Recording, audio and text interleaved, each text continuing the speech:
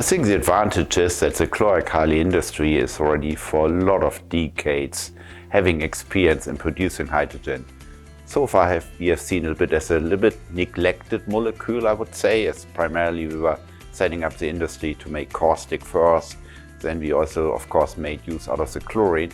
And I say now we are probably the enabler to also help a lot of others to basically learn how to safely deal with the hydrogen, where we have a lot of good experience over decades collected. The hydrogen from the chlor-alkali electrolysis has a low carbon footprint, and therefore we can use it to reduce the product carbon footprint of our end products.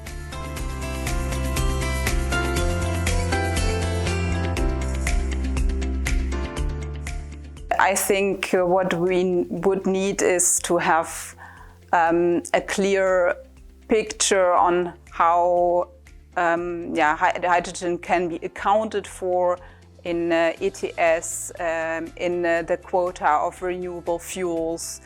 The systems are not there yet. There are ideas on how regulation could look like, but the system is not there yet, and we cannot utilize them in order to increase the value of the hydrogen. Therefore also, I always say, by certifying green hydrogen, we also deploy more green energy, because we pull renewable energy really by creating more value for the hydrogen. I believe a standardized certification and a cross-sector and a cross-border certification will help the customers, whether they are coming from the chemicals or whether from the Power-to-X sector, whether they are suppliers or whether they are on the off-taker side, that would enable them the trading and to fulfill any other customer demands. What are the real barriers there? I would say it's first of all, of course, making sure we have all the foundation to be able to competitively produce here our products, which is probably the essence or the foundation for all of our chlor-alkali, which is of course of utmost importance. Once we have that framework, I think it's probably to see how we also build the downstream market for that. We really need to build a marketplace, how we can easily distribute it, and of course do it together with partners who also work on applying the hydrogen for all the various possibilities we can use the molecule nowadays.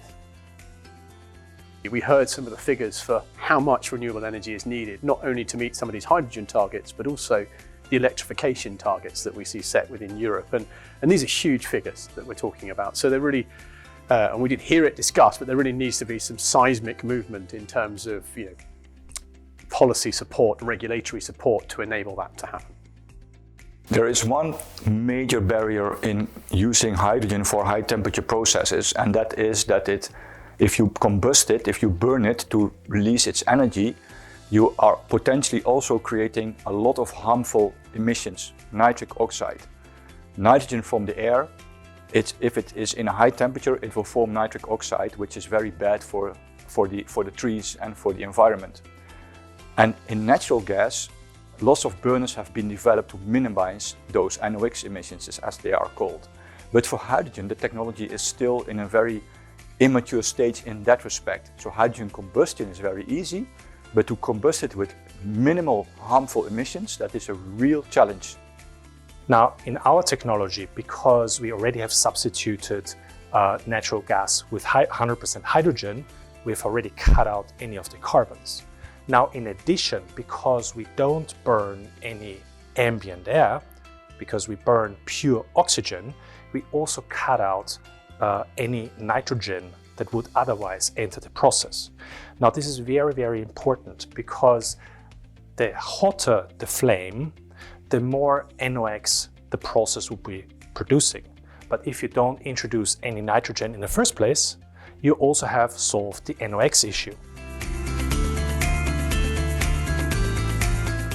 This event is the first event of hydrogen, and for us, Bondalti, that we've been working quite actively in the last years on the hydrogen space and aim to have a very important role on the green hydrogen space. For it's very important to discuss regulatory issues, to discuss opportunities, to find good partnerships, and I think it's what we have here, and this kind of events represent opportunity.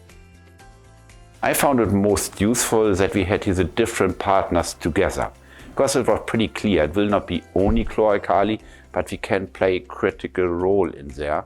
But also we had basically the representatives from the DG Energy, to name one example, who help us to understand the regulations which we need to now learn about and do the right interpretation what it will mean, but also how we get basically renewable power, like through PPAs, like through power purchase agreement, and how we bring that all together up to those who really look how can we distribute the hydrogen and find it and bring it to the application where we have also value adding along the whole stream.